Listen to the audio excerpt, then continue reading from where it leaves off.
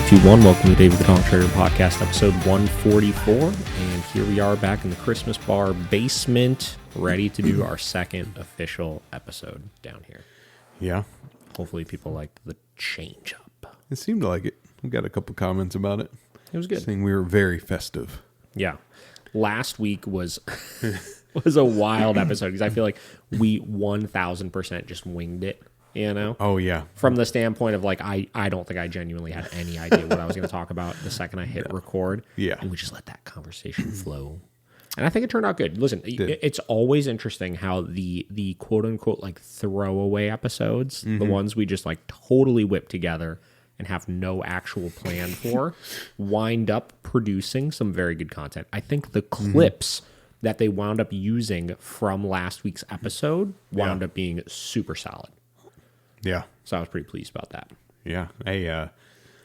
We went on a Wonderland adventure for the first like 45 minutes, I feel like. Wonderland adventure. We're talking about Christmas anyway. So what's new, Josh? Not too much. Living the dream. Living the dream. Went to Hilarities again last night. Won some free tickets. So saw a comedy show. Ate some good food. That was about it. Nothing really happened this week. Everything.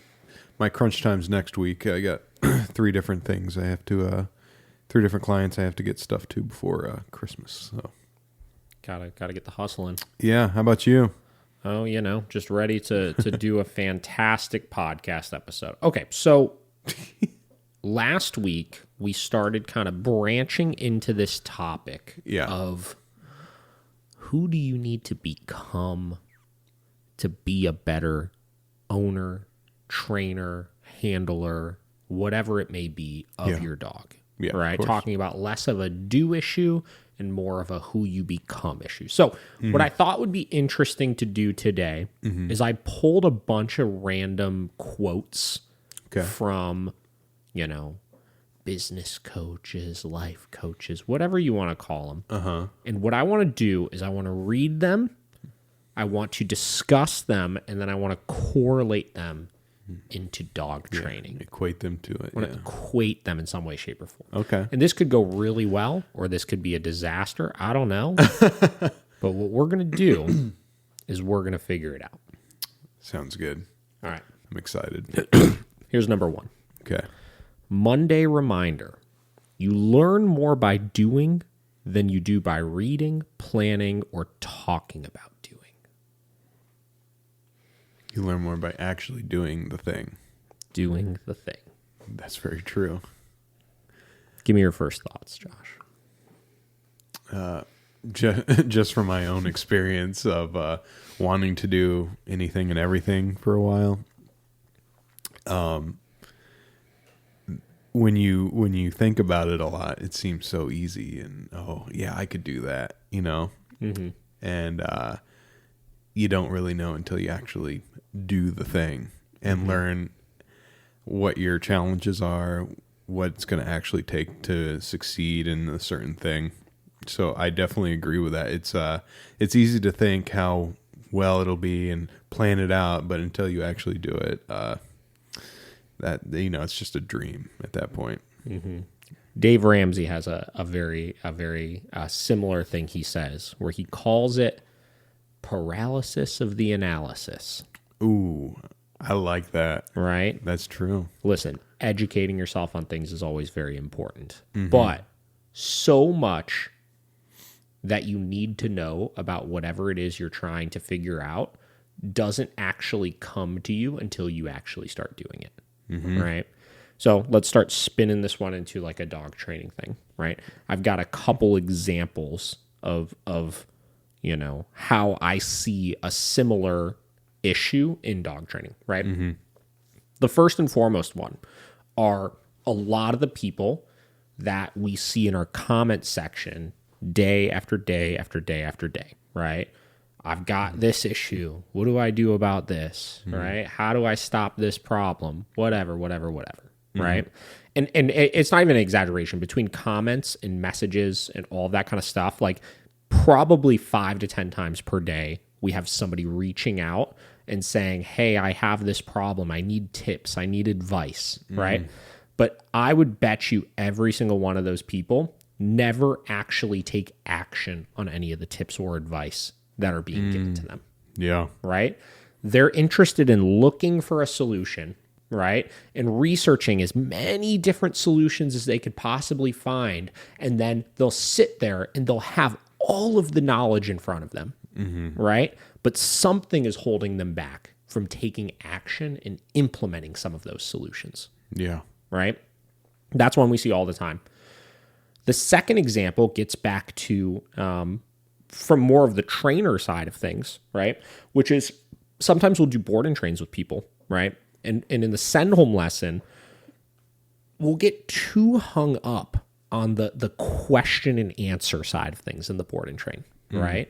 They'll be asking all sorts of different like hypothetical questions and asking about different situations they may experience in this and that. And some of that is important to an extent. I'm not saying all learning or reading or asking is not important, but many of those questions that they have, they would be far more equipped if we just let those things happen organically so we could teach them in the moment, right? Okay. So if I'm working with a client and, we start a board and train with them, it's going to be a 3-hour-long board and train send home lesson, right? And, if I spend the first hour to hour and a half just sitting there talking to them, answering questions and saying, when this happens, you're going to do this. When this happens, you're going to do this. When this happens, you do this, right? What's going to happen is I'm going to waste all this time where I could have just had them start working with the dog right away. And then as they work with the dog, I could coach them in real time through these things. So not only are they learning the information, but they're practicing it in the moment. And by physically doing it, you start developing the muscle memory and you start answering the questions on your own in your head. Yeah. Right? So I would say this one is very important from both the trainer standpoint as well as the client standpoint. From the trainer standpoint, you've got to make sure that you're not being too much the distributor of information without action, right? So you got to get the people just working with the dogs, right? And then answering questions in real time, but having them kind of work through some of these hurdles on their own by just doing it, right? Yeah. And then from the client standpoint, if you're going to seek out information, once you've seeked out the information, immediately come up with a game plan on how you're going to apply it to your dog. Right? So take action right away. If you look up a video, if you're like, if you're one of the people that says, oh my God, my dog pulls on a walk and is reactive, right? We'll find one solution for it somewhere and then do that thing. Just do it. Right? Whether it's you have to switch a training tool, whether it's how you're implementing a training tool, whether it's how you go for your walk, whatever it may be, just actually take action on that thing right away. Right? And then I guess from the trainer standpoint, on the other side of the equation, you have like your learning as a trainer. There are so many people that get hung up in the continuing knowledge standpoint of like they're taking courses and watching videos and all this kind of stuff. And I think we talked about this with maybe Blake or Tyler or somebody. Sometimes I think as trainers, we take in too much information on different ways to train because we're trying to educate ourselves, but we never have an opportunity to take whatever information we just learned and experiment with it and play with it. So knowledge without the execution of the knowledge and without the understanding and the experience of actually doing the thing that you learned, it's useless. It's going to go in one ear, out the other. And if you haven't had an opportunity to practice it and play with it, it's just useless information at that point. That's true. It's in one ear, out the other, right? Yeah. So that's quote number one. Yeah, I like that. And you do make a great point on, I guess it's almost like over-educating yourself where, like take, for example, in school, there's like probably a lot of things that we don't really remember from high school. Sure. And it's just knowledge, you never used it. Yeah. That's a great tie into it, I feel like. Yeah. Especially like my math, I feel like. Yeah. I just don't ever do geometry or any of that kind of stuff, and it's like I couldn't tell you left from right from that now. But you're right. The things that you retain are the ones that you practice on and you keep fresh in your mind and what you're actually using day to day. So the key is, as a trainer or as an owner, just start doing the things that you're learning about. You know what I mean? Don't just keep learning about things and trying to figure out, what the next thing you need to learn is. Learn something and then do it. Yeah. Right? Okay. Did you have something else? No, I was just going to say, I feel like a lot of people, I'm not going to say everybody, but like a bunch of people that go to like the seminars and stuff, not just the dog training seminars, just in general, those business seminars and stuff. I think they're those kind of people where they're just like searching for whatever the magical thing. Yeah. But then they never, I think Alex Hormozy actually said it in his thing that I watched That was an Alex Hormozy quote. Was it? Yeah. Oh, perfect. Yeah. He was the one that was saying it. He's like, if you're not going to do this, then you might as well just turn it off now because you're wasting your time. Yeah. Yeah. So 100%. There's just so much to that, It's like, and it's so interesting. It's like, like you ask yourself the question of like, what's holding you back from just doing it? It's like you're almost like looking for reasons to delay taking action by seeking the next bit of knowledge, right? Yeah, exactly. So here's the next one.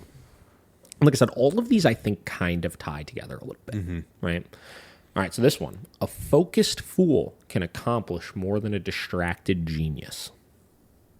Say that one again. A focused fool can accomplish more than a distracted genius.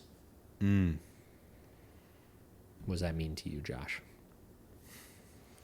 It makes me think of myself, honestly.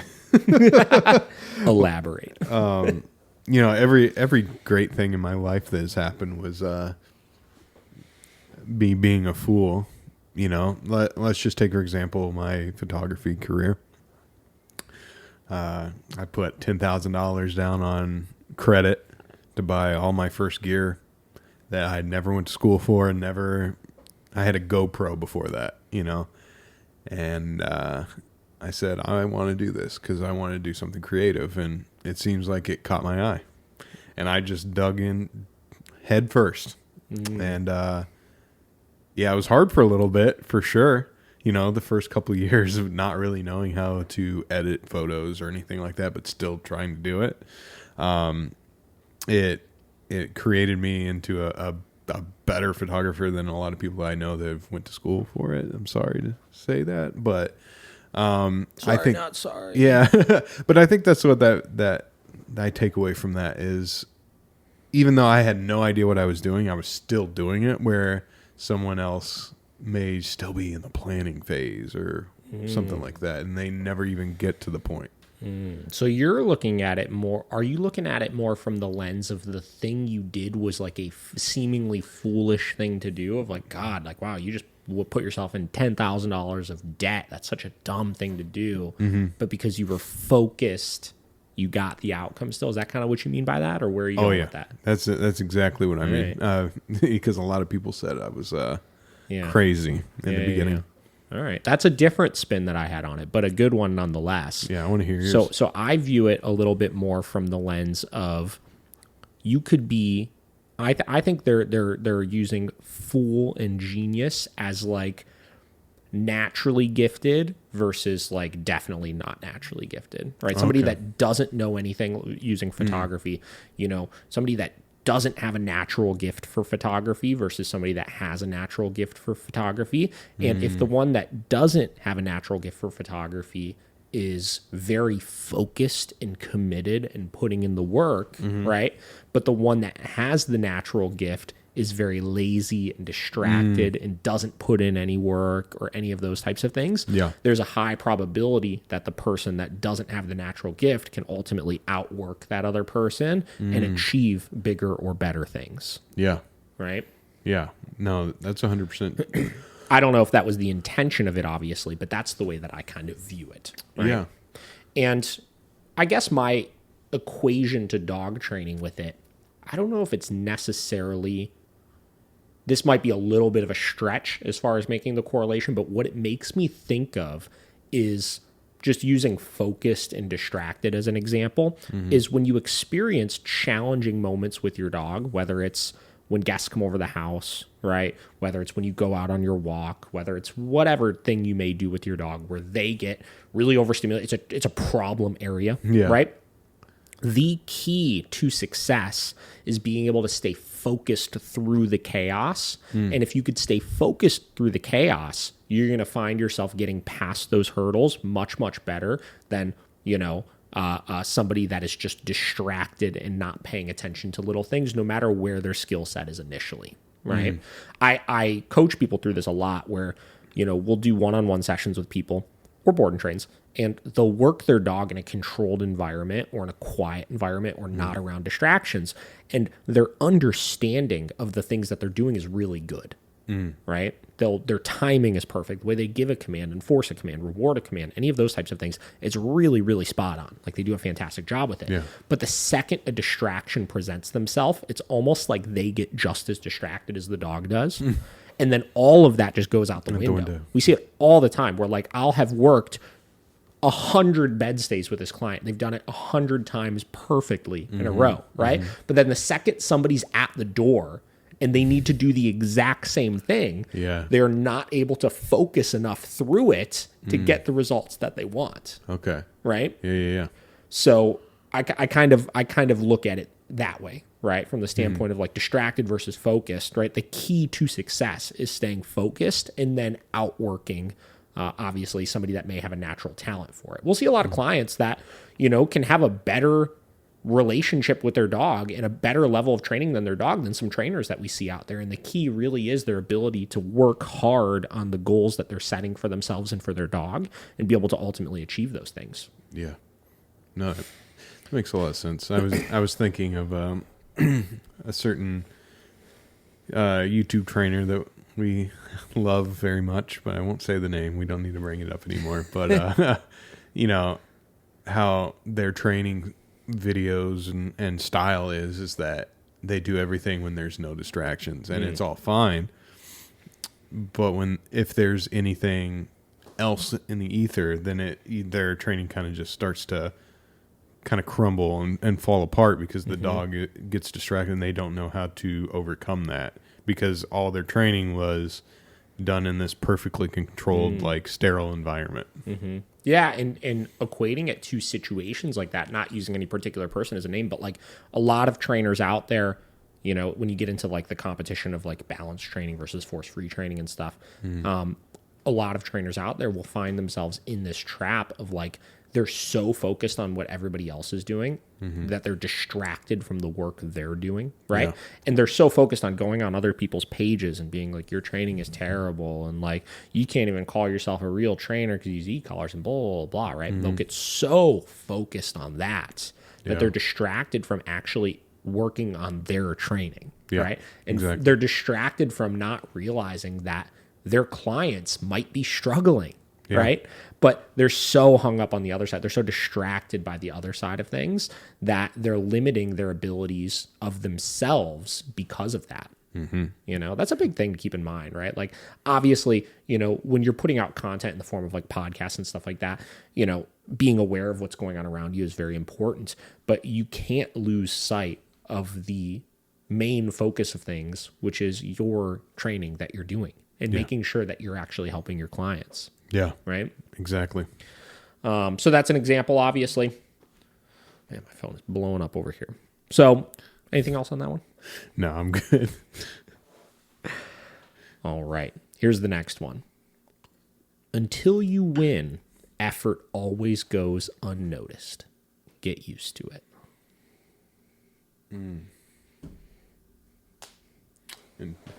Until you win, effort always goes unnoticed. Deal with it. Go get used to it. Yeah. I mean, that's very true. It's 100% true. I think the best way to equate it with the dog training is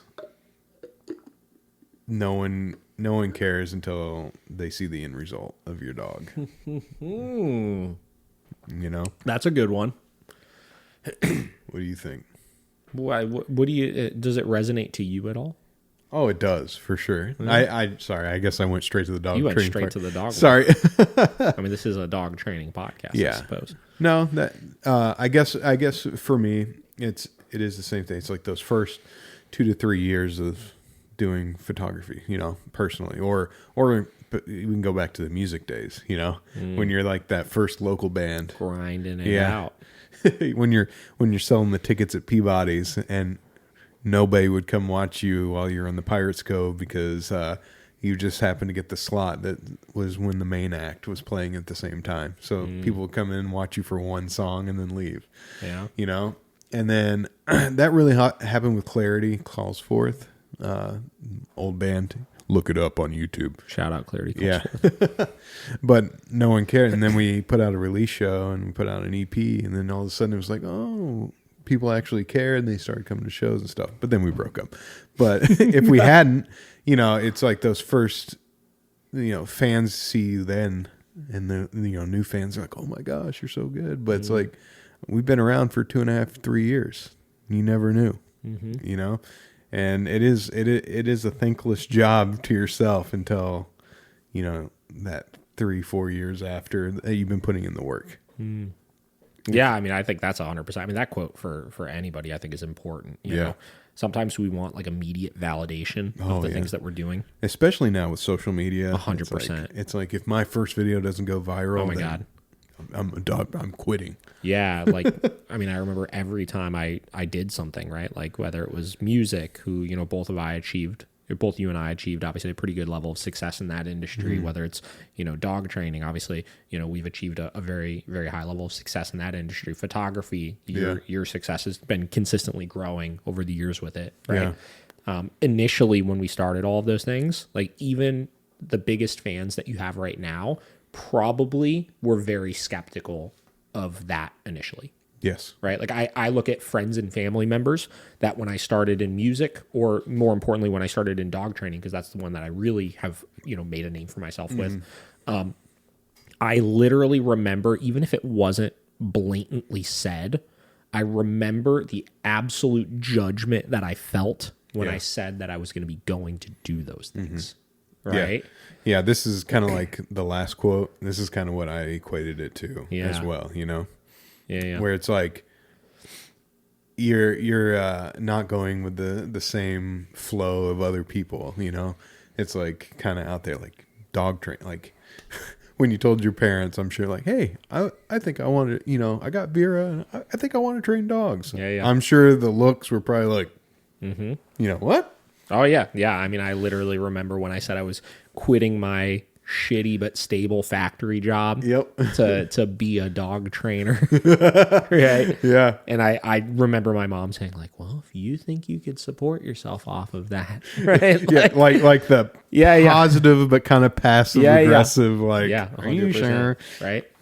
And then it's like once you achieve the success, it's like, okay, then at that point, it's like everybody's your biggest fan, right? But until you hit that, you got to get used to the fact that people aren't going to approve of the things that you're doing initially. Yeah. Now let's equate this to your average client, right? A lot of the things that you're going to need to do if you want to have the level of training that you suck out dog training in order to achieve, a lot of the things you're going to need to do are going to be going against the grain. Yeah. Right? Fighting the norms of what it is that people generally think living with a dog, owning a dog, training a dog should look like. Yeah. Whether that's the tools you use, e-collars, prong collars, stuff like that. Whether it's the things you allow or don't allow your dog to do, furniture access, sleeping in the bed, putting them in a crate, whether it's the things you expect of your guests when they come over your house, leaving your dogs alone when you're working training with them, not allowing people to come up and interact with your dog constantly, stuff like that. There are going to be a lot of things that you do that initially, before people see the outcome of what those things will heed for you, they're going to judge the shit out of those things. And they're going to think that they have the greatest dog in the world, and that their opinion on what you should be doing is what really matters. They'll give you all the, well, with my dog, I did this and this worked. Well, with my dog, all you have to do is just give him some treats over here and it'll work, right? The amount of advice when you start training your dog, you will get from other dog owners in your friends or family circle is going to be absurd. And the amount of judgment you will feel for the things that you're doing is going to be absurd. And until your dog is so well behaved that it's undeniable to those people that what you're doing is working more than what they're doing, you will feel that judgment, and you got to get used to that. Mm-hmm. Yeah, 100%. That's a big one, actually. Yeah. Yeah, I think since every avenue I've taken after high school was the non-conventional one. Yeah. I've gotten pretty used to it, you know. Mm-hmm. Like even like this whole like apparel thing that I'm doing. Mm-hmm. You know, I still got the same thing, and I'm like, y'all said that when I was trying to be a photographer too. Yeah. And here we are. So it's all about your mindset of the future, not 100%. Not right now. It's like, what are you trying to achieve 5-10 years from now? You got to stop looking at the what am I going to get tomorrow from it? Yep. And that's the hard part, I think, for a lot of people. I agree. All right. Anything else on that one? I think the other thing too is people look at they go online. I think with dog trainers too, and we've kind of touched on this, but if they're like online, they Google like dog trainers in Cleveland, and then fucking 30 dog trainers come up. I don't know how many are in here, but I'm sure there's quite a few here in the Cleveland area.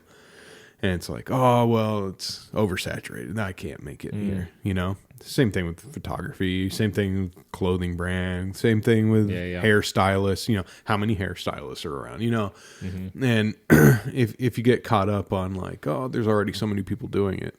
Yeah. Yeah, that kind of brings up a secondary point is, as a dog trainer, I remember when I was a young dog trainer, if you will. Mm-hmm. And I remember wanting so badly to be like accepted by my fellow colleagues that were like doing big things. Yeah. Yep. And I I built good Mm-hmm. relationships with them and stuff like that. But it wasn't until I can remember a couple people in particular that I would say I have a pretty good relationship with now that are bigger name dog trainers. There's a couple of them in particular I could think of that like early in my career definitely just saw me as just a fucking new whatever dog trainer, newbie, just a newbie, like nothing to pay attention to or anything like that. Right.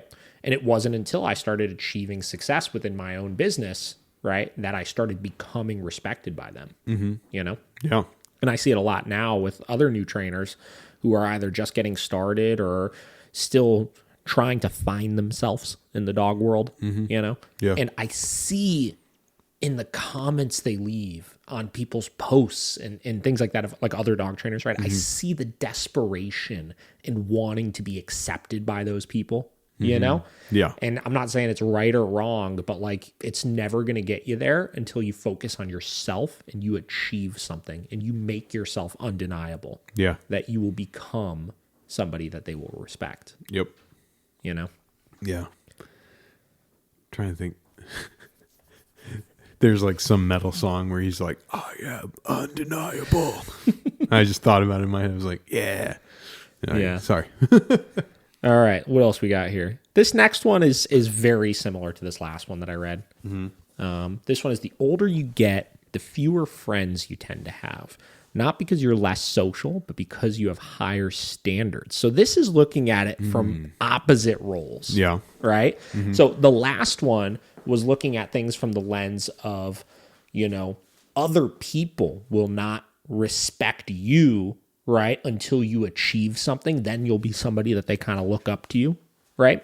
This one's looking at it the other way of like, as you achieve something, right, your standards for yourself, for your company, for your dog are going to be so high that a lot of the things prior to that you used to accept and allow into your space or into your world, you're going to start nixing some of that, right? Oh, yeah. You say it's lonely at the top. It's lonely at the top when you got a well-behaved dog sometimes. Yeah, it is.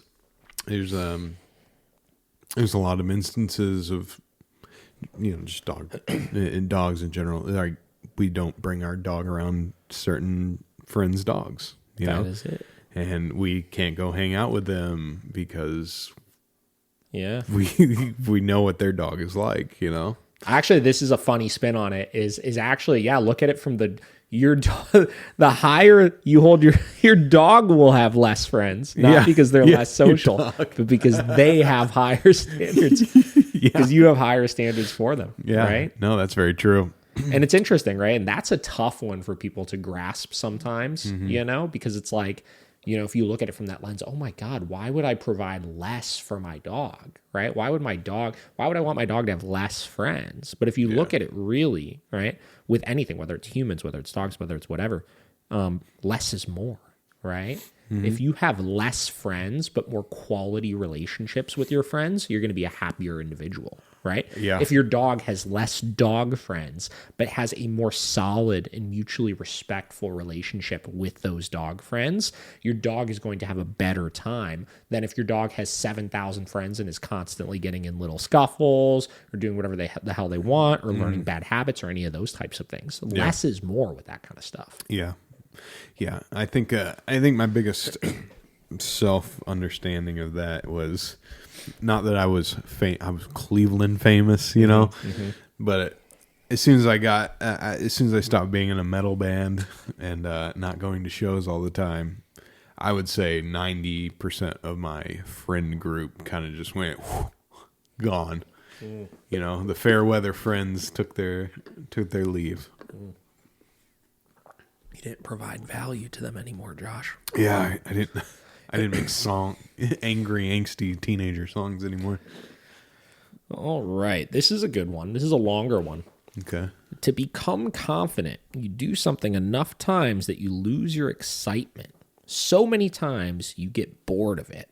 Then you start predicting what will happen because it's the same thing that happened the last 100 times you've done it. People call you confident, but all you do is state the facts. Confidence doesn't create proof. Proof creates confidence. So the more that you become a professional at something, the almost easier. More proficient you become at something. Yeah, proficient. Yeah, proficient. That's good. The easier basically it is for you. It's almost like sleepwalking at that point. How that quote is it saying that it's good or bad, I guess, because like saying what's good or bad, like your profession or your career, because like where it says like it almost can get boring. Wow.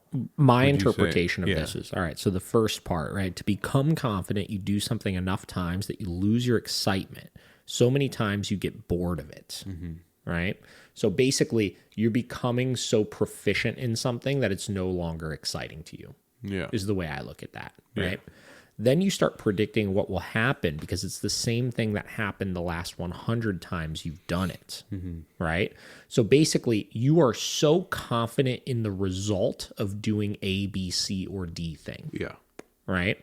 And you may not be excited of it anymore. You might get bored of it, but because it is so predictable, you become confident in that thing. And then people call you confident, but all you do is state facts. Right? So because it's so predictable, it's not even that you're like, I'm confident that this will work, right? It's just, I just know this will work. Yeah. Right? I got you. Not because there's any emotion behind it, or I'm so excited about it, or so hopeful about something. It's because I just know. Yeah. There's no emotion behind it, right? Yeah. And then confidence doesn't create proof. Proof creates confidence, right? So by doing something so many times that you are so confident in the end result of it, that proof makes you confident in what you're doing. Yeah. No, that make sense? Yeah. No, I definitely get that. I think a good example was when I did the photos for the MGM resort. They were like, the one guy was just freaking out the whole time. He's like worried about, how's the lighting going to look? How's it going to be? Like, do we need to do this? Put these up, put these down. I was like, it's okay. Got my own setup. It'll come out perfect. He's like, are you sure? Like, what if we do it over here? I'm like, it doesn't matter where we do it. You said, I know this is going to work. I know this is going to work. Yeah. Not even because, it's not because you're confident. It's because you've done it so many times that you know it will work, which is why you're confident. Yeah. 100%. Yeah. So I have so many different dog training spins on this, right? I'll give you one in particular. I was doing a virtual session with somebody months ago, right? And I was having them work a specific drill, right? And the dog kept making the mistake over and over and over again, right? And I kept telling him, I was like, just walk him back, put him back in, walk him back, put him back in. I was working on crate training, right? Okay. The dog just kept walking out of the crate, right? And I just said, just put him back in, just put him back in, put him back in. And I could tell they were like, God, he just keeps making this freaking mistake. This is never going to work, right? But because I've done it so many times before and I've seen the end result so many times, I was as confident as can be. And it's not that because I was confident, I was like, yeah, just do this thing because I'm confident. It was because I've seen, it's a fact, this will work eventually, that I was confident in that process, right? And ultimately, we got 23 repetitions in, and then the dog did it perfectly, right? And I remember I was like, all right, let's take a break, talking to them. And they were like, I remember the guy was like, he was 100% confident that it was never going to work. He's like, we're going to do this so many times, it's never going to get the result. Yeah. And I told him, I was like, a lot of times with dog training, you have to just trust the process. Once you've done it so many times, right? As a trainer, and you become confident in it because you've done it so many times, at that point, you have to kind of get your clients to just trust the process and let's just keep doing it. Let's not talk about it back to the very first one, right? Let's just do it so you could see the result. Yeah. And it will answer your questions then eventually. So that's one standpoint, is when you're coaching a dog or an owner through a particular drill and they're struggling with it, if what you know is fact, right? You've done it so many times, you've seen the end result so many times, you know it's going to work, you could be confident in telling the client, just trust the process at that point. Yeah. Right? So we'll see that a lot. And then I'll see younger trainers that haven't done it so many times. It hasn't become fact in their mind. They second guess themselves in those situations. Yeah. Right? Because since it hasn't become fact, right? They don't trust the process themselves. Yeah. So they can't get their client to then trust the process. Very true. Right? Yeah. So confidence is very important, but confidence it's not just a natural trait that you have. I think that's the point of this quote. Confidence is not a natural trait that people have. Yeah. Confidence comes from them doing something proficiently so many times that they just know it's going to work. It becomes fact to them, and there's no emotion behind it anymore. Yeah. Right? Yeah. I think another great example is watching you back in the day, when we would be in the office and then you would you'd call, a potential client, they put in the form or whatever. And the clients it's always a unique experience when they're having trouble with their dog, usually, like, oh, this must be the worst problem in the world. Yeah. But as you're sitting there, you're like letting them like tell their story. But it's like, I think you said within the first 5 minutes, you're usually like, I know what's going on, and that's from the proficiency of hearing client over client over client, thinking that they have a unique experience. But it's like, you've seen pretty much everything at least, I don't know, 100 times probably at this point, 1,000 times, who knows?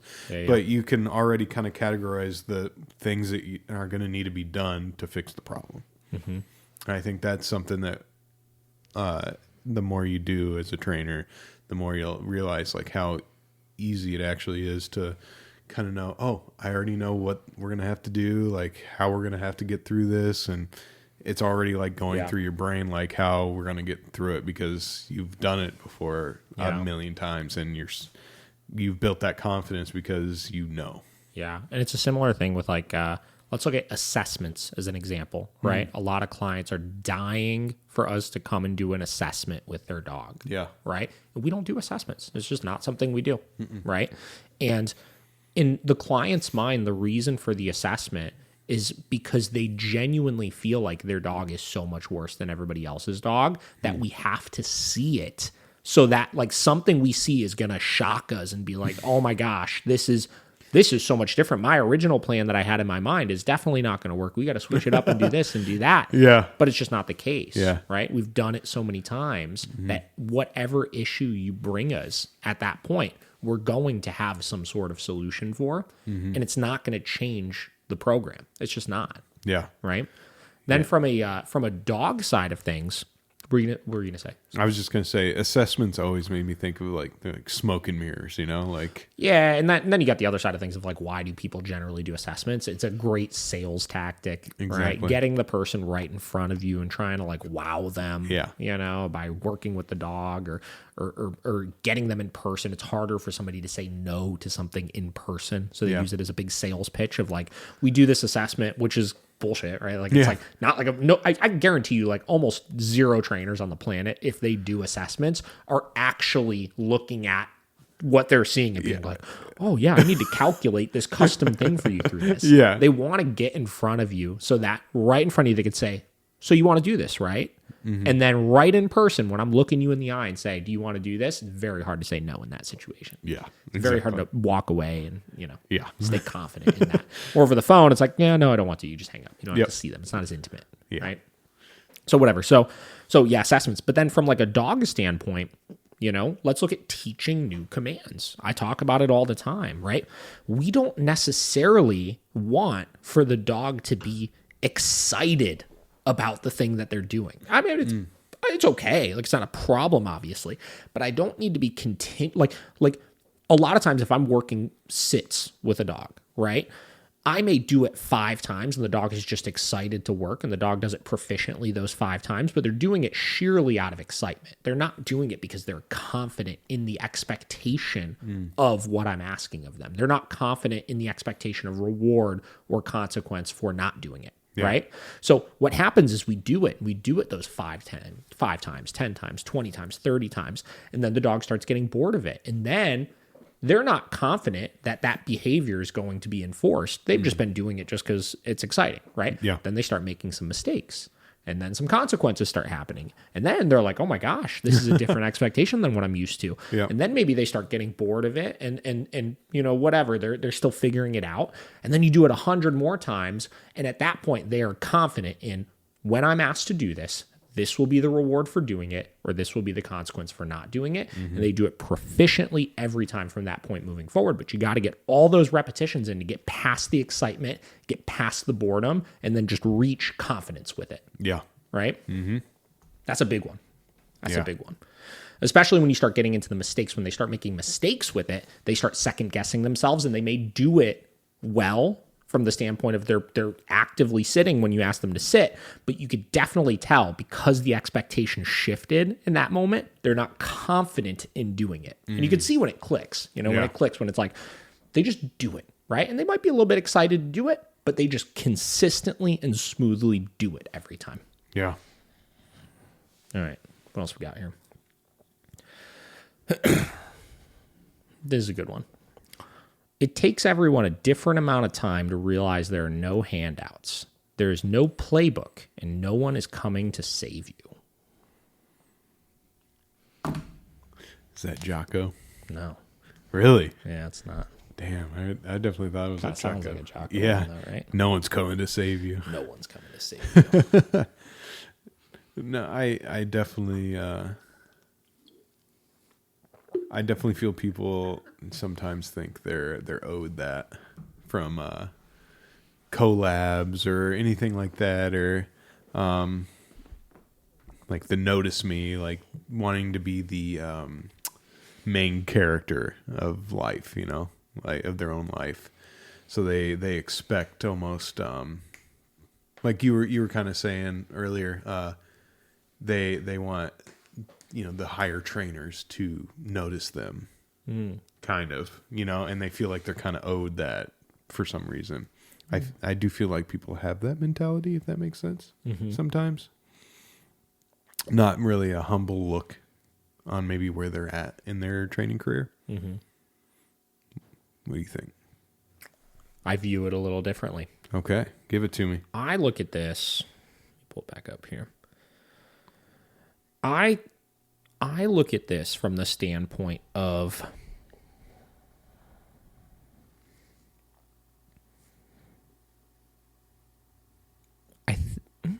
actually no. This one's is a little tricky, right? So it takes everyone a different amount of time to realize there's no handouts, there's no playbook, and no one is coming to save you. So those are all kind of 3 different things, I suppose. So handouts, some people expect that there should just be people there to help them, right?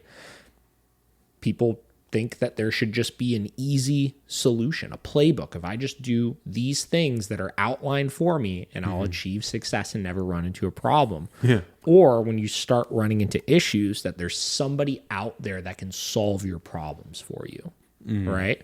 Which I would say, I completely agree that those things do not exist, right? And the point of this, I think, is it takes everybody a different amount of time to realize that, right? And once you do realize that there's no handouts, no playbook, and no one is coming to save you, it forces you to become your own person a little bit more and be more creative and force your brain to come up with solutions for things and achieve whatever it is you want to achieve, right? So I look at this from a dog owner standpoint big time. Obviously, a trainer can experience all of those things, Getting back to the trainers, I see looking for approval or solutions from other trainers constantly. Like, there's plenty of trainers out there that will forever live in this boat of constantly going on somebody's page, that's a trainer that's a bigger name trainer than them, right? And constantly being like, hey, I have this client that's having this issue. What should I do? Right? Hey, I have a client that's having this issue. What should I do? I see that all the time with all sorts of different trainers, right? And it's not that you can't ask for assistance, obviously, but if you're constantly only ever asking somebody else what they would do in a situation, you never will figure out what to do on your own, and you will never become confident in yourself. That's true. Right? So it kind of ties in with the last one, obviously. But as an owner, I think it takes every owner a different amount of time to understand that they are the only one that can fix their issues with their dog. Yeah. No matter what training program you do, how long you work with somebody, what board and train program you sign up for, the only way you will succeed with your dog is if you understand that you have to figure out what to do. Yeah. And a good trainer can help you through that, right? But unless you accept 100% responsibility for everything your dog does, and I mean everything, right? If your dog got out the back door and chased down a runner and bit him in the leg or something like that, unless you realize that without a question of a doubt, 100% of that falls on you, then you will never succeed with your dog, right? Yeah. And some people, everybody takes a different amount of time for it, and some people, that amount of time is forever. They'll never be able to view things that way, and they will constantly be stuck with having subpar behavior with their dog. Yeah. Right? True. But that is such a big one, and I think that's like the most important one, is you understanding nobody can save you. Yeah. Your trainer cannot save you. Your trainer can give you advice, but only you can take that advice and take action with it and save yourself in those situations. Yeah. I just keep thinking, like, how many people bought a Tony Robbins book, and what's the percentage of those people that actually took it and then were able to apply it and make a success out of it, Yeah. I'm sure it's a good percentage rate, but it's probably like 5%, that have bought his books. So it's like, especially like when you're kind of like, I equate it to that, like the playbook mentality. It's more like a guide. The things in life that you get are more like guides to help you get through your own situations, right? And like the last thing you were saying there about with the training and trainers can help you. I think you literally said guide. They can guide you through your situations that you're having with your dog, but they can't be there 24/7, 365 with you. Like at the end of the day, they're there for, a board and train and then follow-ups. And after that, it's you. So you got to take the ball and roll. Yeah. They're not, they can't. Yeah.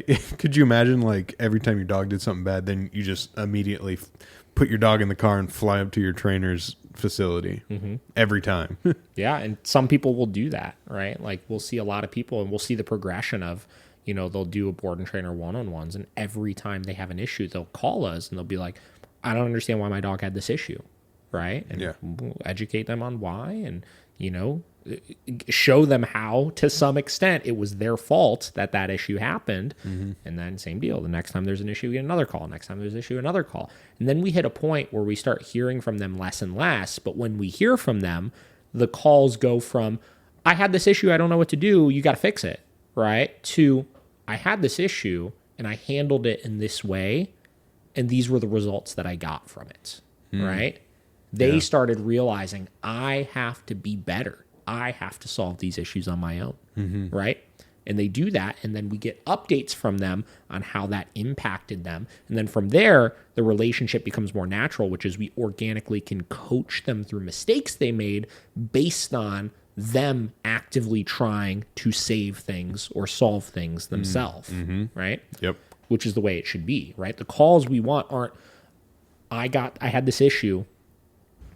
I should say, the calls we get shouldn't be, I had this issue. The calls we should get should be, I had this issue, this is what I did, or this is what I tried with the information that I had, and this was the outcome, good or bad. What adjustments do I need to make next time? That's big. I think that's the thing. Because yeah, like it is so funny when I'll hear from people, right? And they'll be like, my dog did this. Yeah. Right? It's like, okay. What did you do? Yeah. Right? And in a lot of cases, the answer is nothing, right? Or then we'll finally get to the bottom of like, well, I tried this and it didn't work. It's like, okay, that's the information I need to know because you're the only one that could solve this. So I need to know how you tried to solve this. And if it didn't work, then we could figure out why it didn't work. Yeah. Right? Yeah, for sure. That's a big one. Yeah, I like that. I mean, at the end of the day, like, you're there to build the confidence for these people, but you can only do so much. Yeah. Like they have to take the reins. You have to take the reins if you're a dog owner listening to this. Like, it's not up to your trainer. It's what you do with the information that is given. And then what are you going to do with it? Yep. Who's going to carry the boats? Who's going to carry the boats? You are. That's right. The dog boat. So that's it. Those are my quotes. They were great. It was interesting. Yeah. Nice little tie-in. Guys, a lot of times your dog training issues you're having, personal development issues, right? You figure out how to solve that problem and put a different perspective on things. I think you could achieve a lot that way.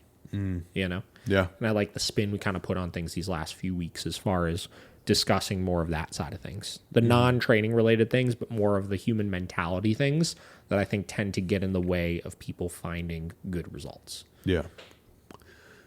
Even the more I'm thinking about it, like it's like they almost, sometimes people, like how you were saying, they call and they say, well, my dog did this. Yep. It's like almost they like are shifting the blame to the dog when it's, well, it is. Yeah. Right. And that gets back to, it takes everybody a different amount of time to realize they are the only ones that can solve those issues. Yeah. Right. Exactly. And it's because it's so easy, even with humans, right? It's so easy when you have a problem to blame somebody else. Oh, yeah. It's so easy if your business isn't succeeding to blame the fucking government, right? Or blame, the economy or any of those types of things, as opposed to blame yourself, right? Yeah. Because there's many people out there that have businesses that are the same as yours that aren't having those issues, right? And there's many people that have dogs just like yours that are not having those issues as well, right? So what's the variable here, right? Yeah. The variable is you. Yep. I like that. That was a good one. That was good. I think that you saved the best for last, honestly. Yeah, I think that was good. So get you guys thinking a little bit. Yeah. Think through some of this stuff. Yeah, we're very philosophical in these last couple, Mm-hmm. So that's all I got. You got anything else, Josh? No, I think that's it. Are we going to have one more before Christmas? One more will not be coming out before Christmas. Okay, so this might have to tell This Merry is the Christmas episode, guys. This is the last week was the Christmas episode, but this week is our Merry Christmas episode. And take these quotes and really ponder them over this holiday season. Because here's the thing, right? As you go celebrate your holidays with people, you're going to experience judgmental family members or friends that don't Yeah. approve of your training, right?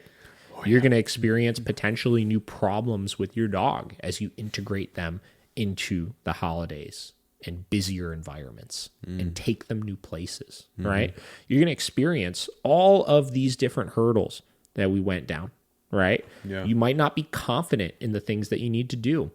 You might have people that are judging you. You might be distracted, right? So in the holiday season, right, as you take your dog to these places, make sure if you're going to have your dog out at family functions, you are focused so you could accomplish more with your dog and avoid problems. You know, you got to just take action on the things you need to do when you go there. Just all of those things, right? Just pay attention to these things and take full responsibility for your dog's behavior over the course of the holidays here. Yep. You know, and as long as you do that, you shouldn't run into problems.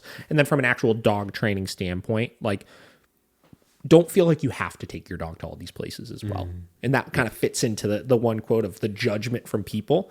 You know, if your mom and your dad absolutely love Fluffy so much and are going to be so heartbroken and judge you so harshly if you don't bring them to Christmas, but you know on Christmas that 4 of your aunts are not going to respect any of your boundaries that you set for your dog, you have to be able to cast aside that judgment and do what's best for your dog still.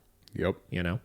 Yeah. Personally, I've never taken my dog to big family functions when it comes to those types of things. Not only for that reason of the potential judgment of the things I do with my dog from other people that I just don't want to deal with, but getting back to the distracted or not distracted or focused, I'm not going to stay focused enough through all of Christmas to be on my best behavior as far as being the best trainer for my dogs possible. Yep. So less is more. My dog will have less friends, but more quality relationships with those people they actually integrate with, not on the holidays. So don't feel like you have to take your dog to all those places. Yeah. 100%. So, Oh, I think this might be a good one for people too. Because I think you guys are having a lot of people over for Christmas, right? Are you having people stay here as well? yes. Okay. So if you're hosting the family, what should you do with your dogs? It's a great example. Okay, so if you're going to be having people come and stay with you, and same deal, you're going to be having a big party on Christmas Eve night, right?